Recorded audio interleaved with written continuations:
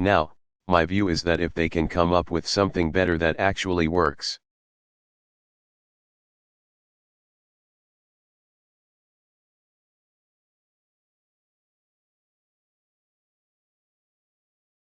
and a year or two after they've replaced the Affordable Care Act with their own plan, that 25 million people have health insurance.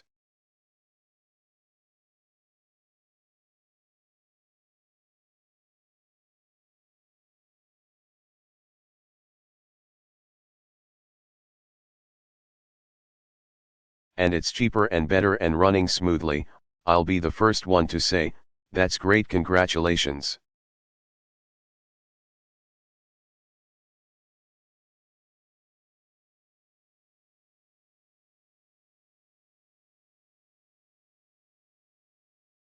If, on the other hand, whatever they're proposing results in millions of people losing coverage,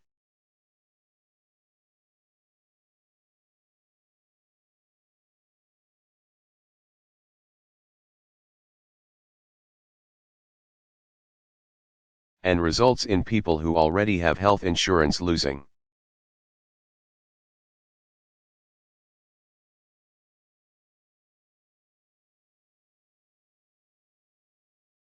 protections that were contained in the legislation, then we're going to have a problem.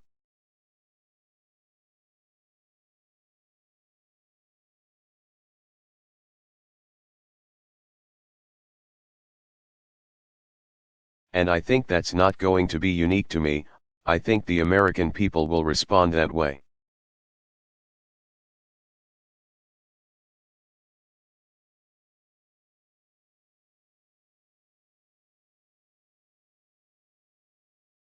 So I think on a lot of issues, what you're going to see is now comes the hard part.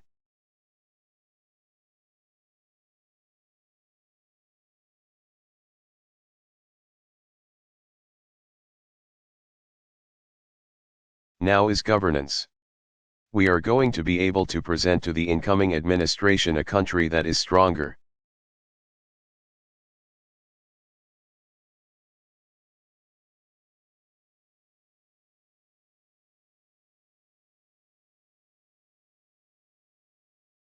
A federal government that is working better and more efficiently.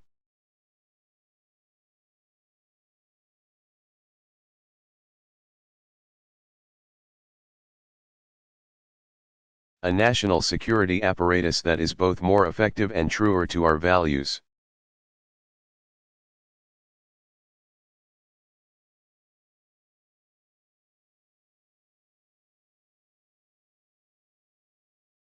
Energy policies that are resulting in not just less pollution, but also more jobs.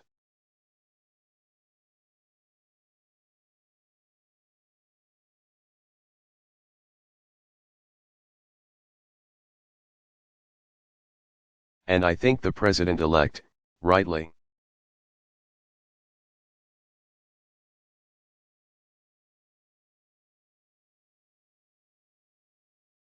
would expect that he's judged on whether we improve from that baseline and on those metrics, or things get worse.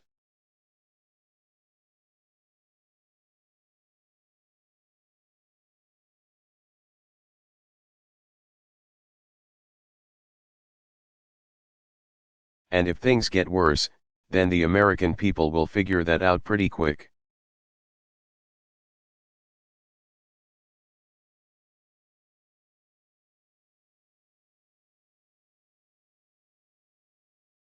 And if things get better, then more power to him.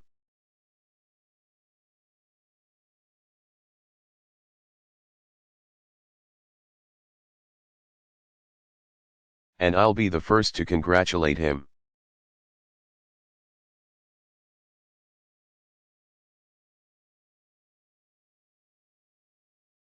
Question.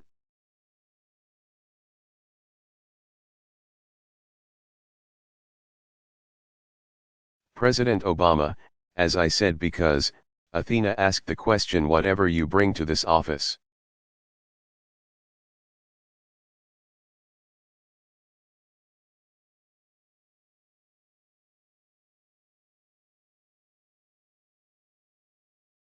This office has a habit of magnifying and pointing out, and hopefully then you correct for it.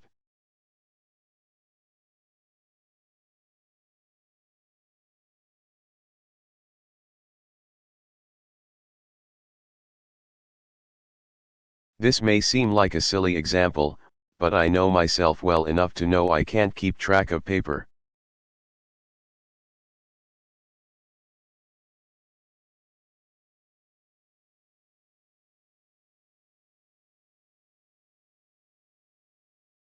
I am not well organized in that way. And so pretty quickly.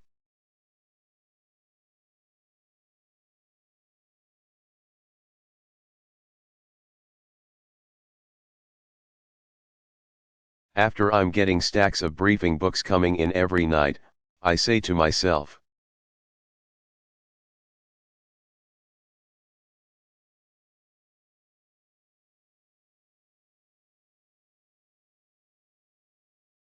I've got to figure out a system because I have bad filing, sorting and organizing habits.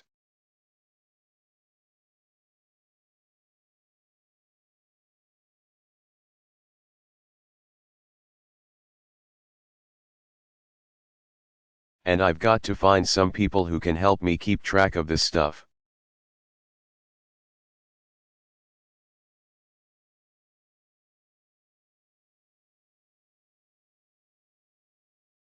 That seems trivial, but actually it ends up being a pretty big piece of business.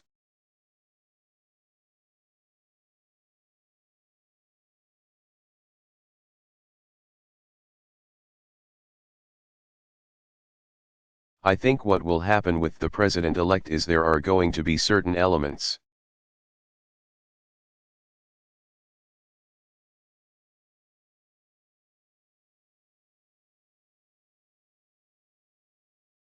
Of his temperament that will not serve him well unless he recognizes them and corrects them.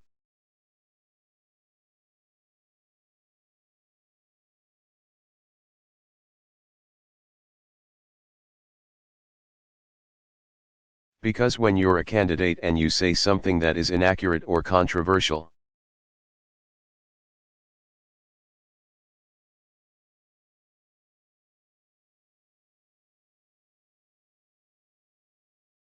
it has less impact than it does when you're President of the United States.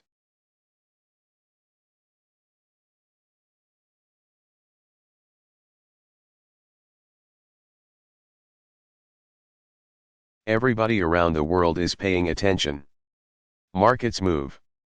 National security.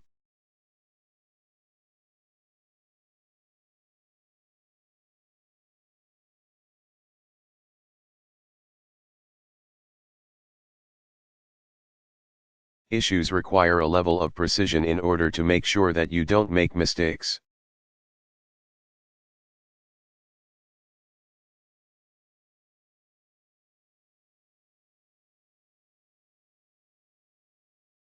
And I think he recognizes that this is different, and so do the American people.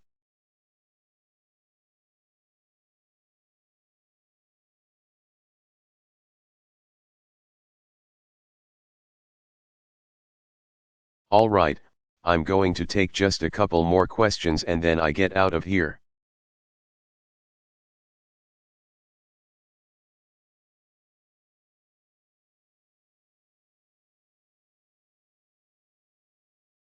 Nadia Bilbasi.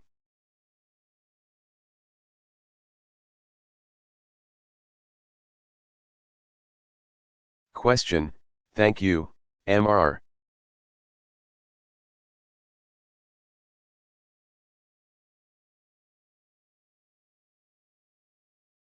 President.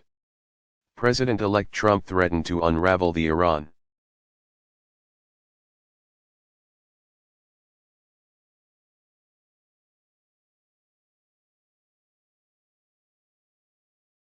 Nuclear deal that your administration worked very hard to get.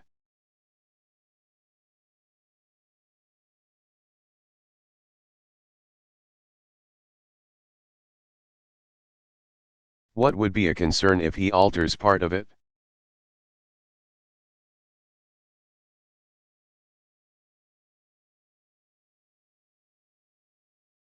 And what would your advice be, considering that he said he's open to advice?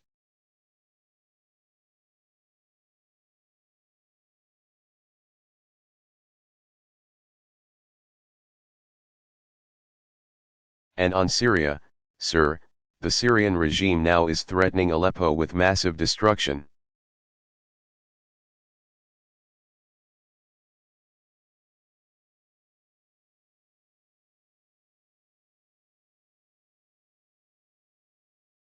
You spoke passionately a few years back about Benghazi and you warned against the killing of civilians there.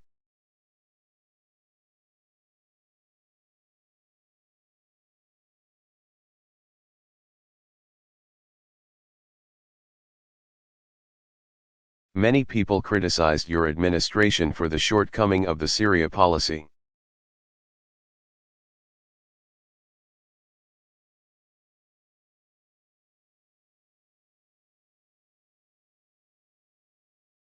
Are you willing to admit any fault under your watch?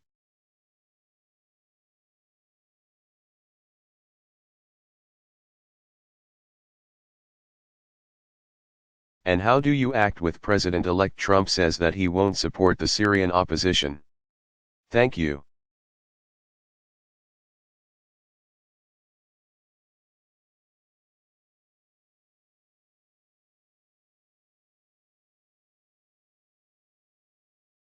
President Obama, Iran is a good example of the gap I think between some of the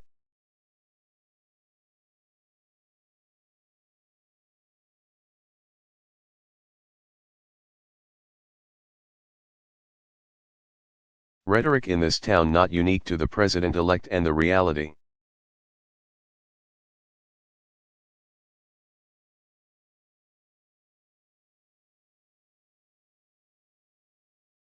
I think there was a really robust debate about the merits of the Iran deal before it was completed.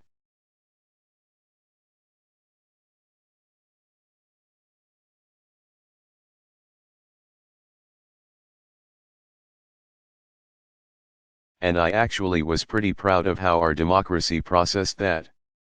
It was.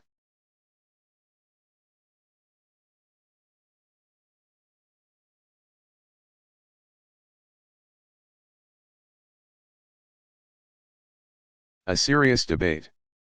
I think people of goodwill were on both sides of the issue.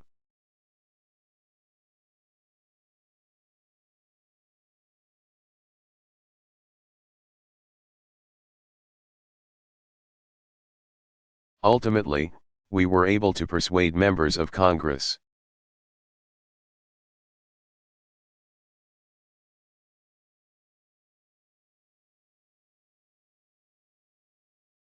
And the public, at least enough of them to support it?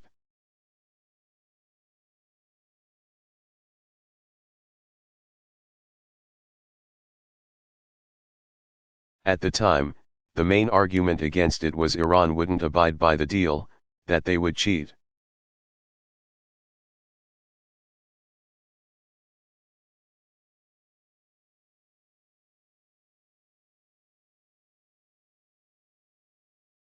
We now have over a year of evidence that they have abided by the agreement.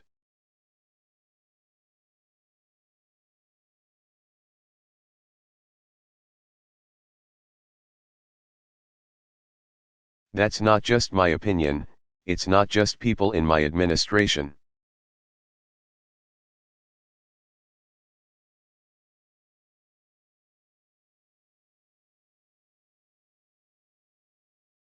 That's the opinion of Israeli military and intelligence officers.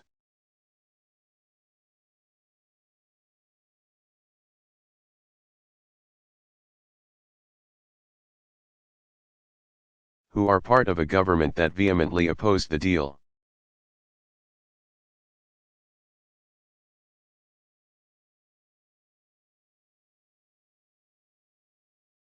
So my suspicion is that when the president-elect comes in,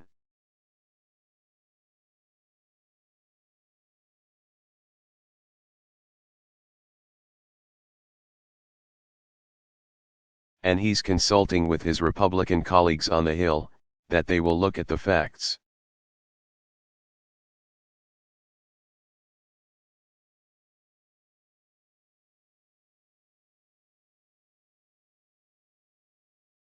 Because to unravel a deal that's working and preventing Iran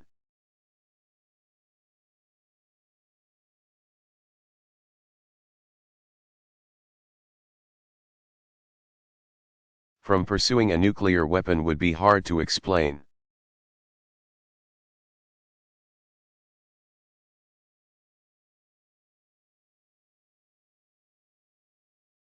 Particularly if the alternative were to have them freed from any obligations and go ahead and pursue a weapon.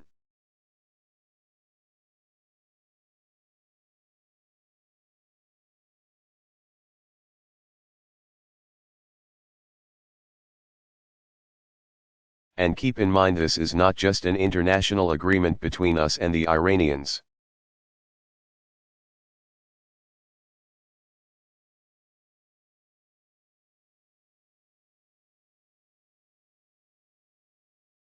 This is between the P5+1, other countries, some of our closest allies.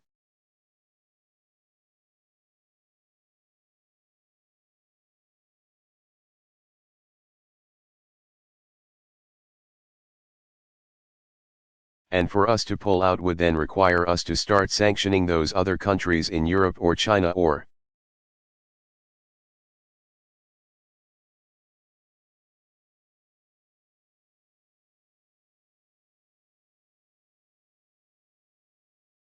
Russia that were still abiding by the deal because, from their perspective, Iran had done what it was supposed to do.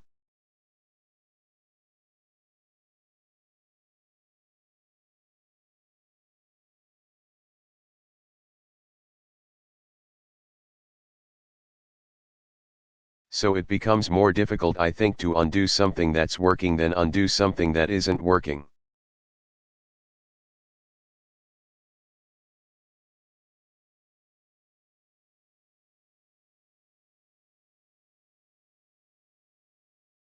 And when you're not responsible for it, I think you can call it a terrible deal.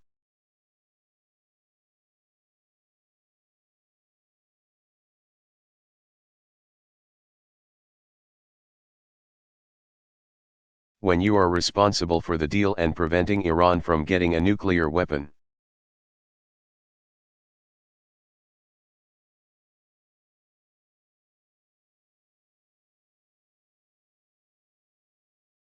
You're more likely to look at the facts.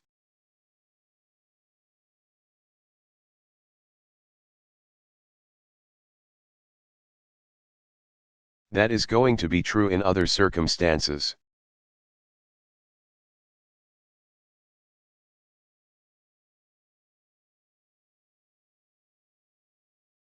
For example, the Paris Agreement. There's been a lot of talk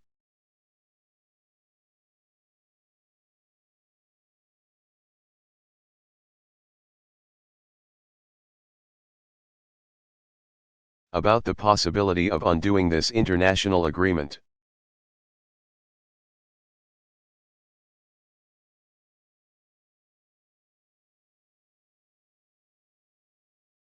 Now, you've got 200 countries that have signed up to this thing.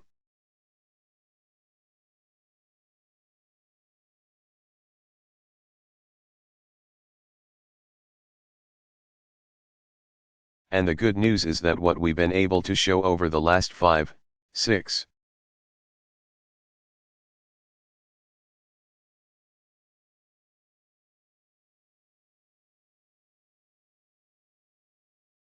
8 years is that it's possible to grow the economy really fast and possible to bring down carbon emissions as well.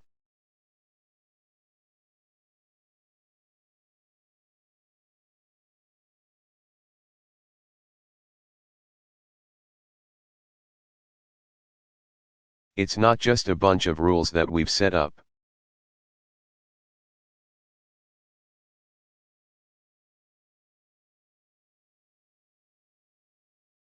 You've got utilities that are putting in solar panels and creating jobs.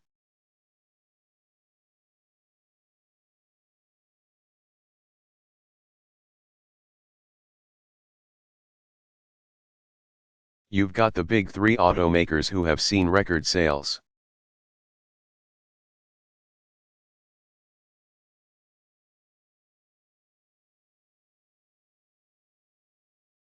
and are overachieving on the fuel efficiency standards that we set.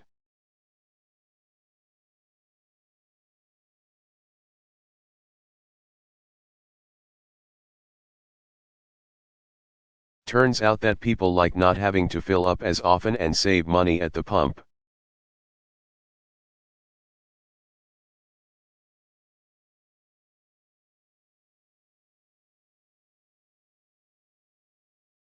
Even if it's good for the environment.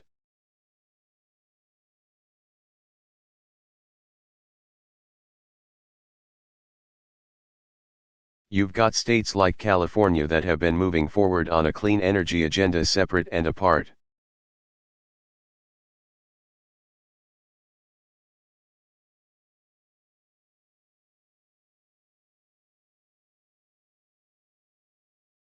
From any federal regulations that have been put forward. In fact, 40% of the country already lives under.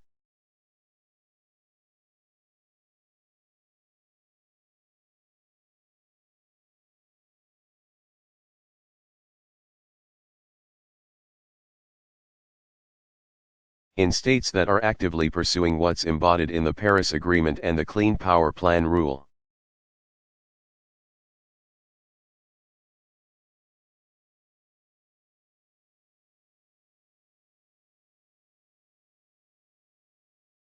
And even states like Texas that politically tend to oppose me.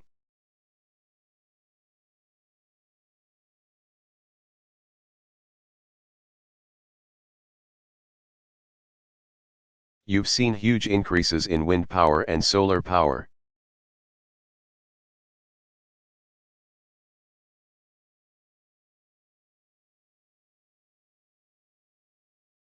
And you've got some of the country's biggest companies, like Google and Walmart.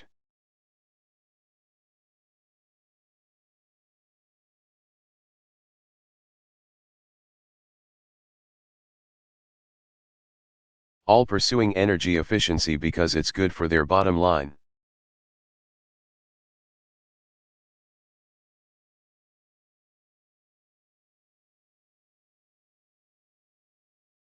So what we've been able to do is to embed a lot of these practices into how our economy works.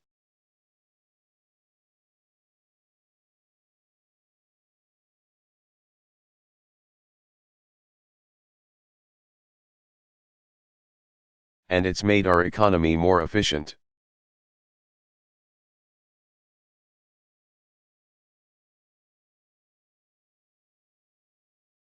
It's helped the bottom line of folks, and it's cleaned up the environment.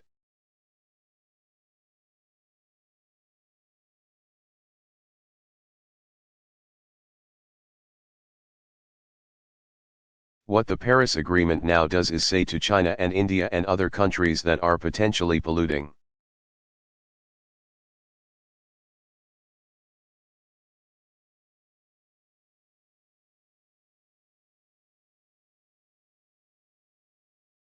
Come on board, let's work together so you guys do the same thing.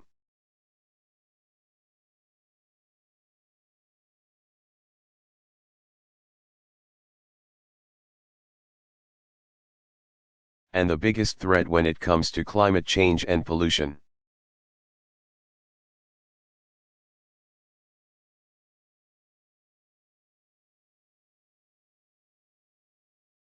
Isn't going to come from us because we only have 300 million people.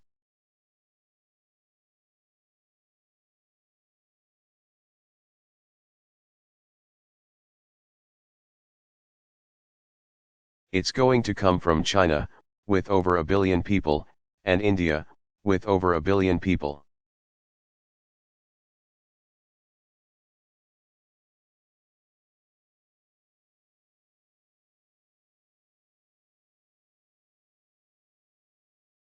And if they are pursuing the same kinds of strategies that we did before.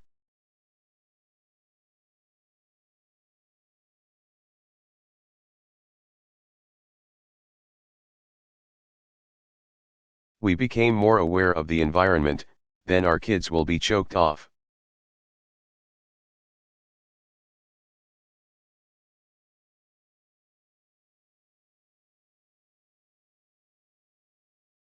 And so, again, do I think that the new administration will make some changes?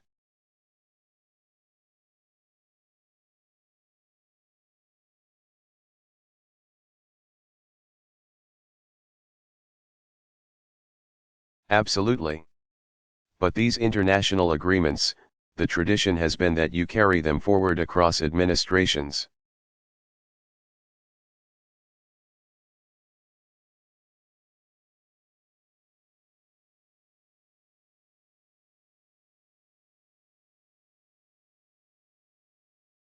Particularly if, once you actually examine them,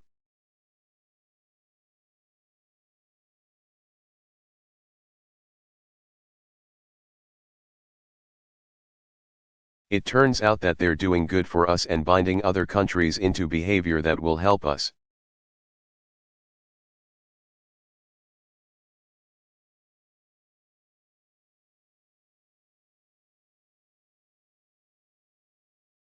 Last question.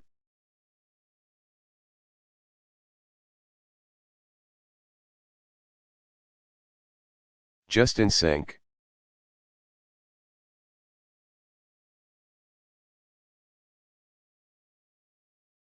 Question, sir, on Syria.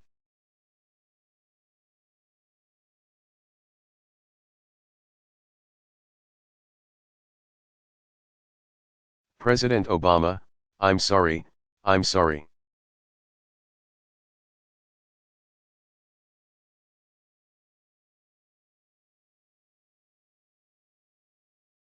Okay, you're right. You are right about that. With respect to Syria in Benghazi.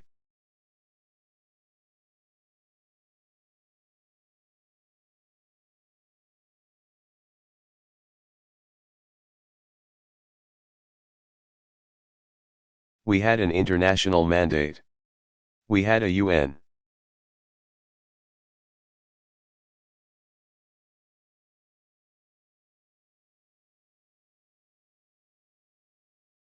Security resolution.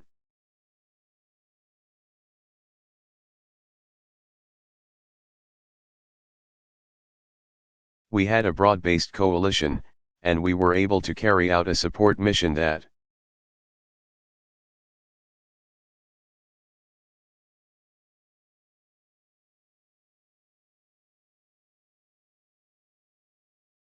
achieved the initial goal of preventing Benghazi from being slaughtered fairly quickly.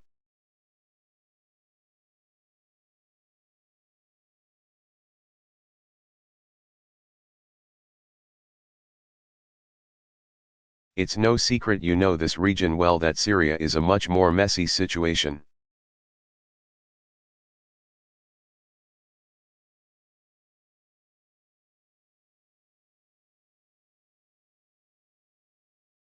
With proxies coming from every direction.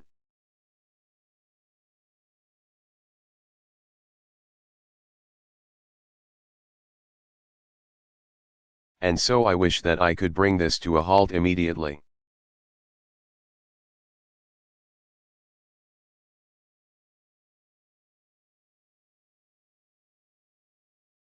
We have made every effort to try to bring about a political resolution to this challenge.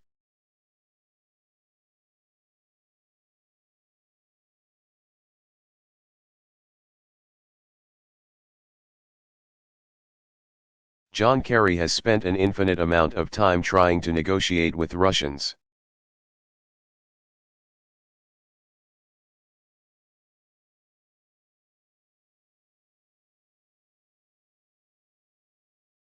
And Iranians and Gulf states and other parties to try to end the killing there.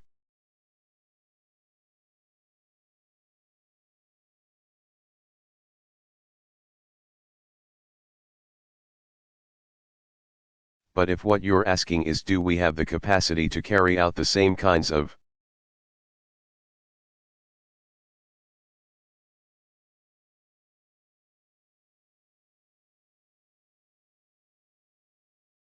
military actions in Syria that we did in Libya, the situation is obviously different.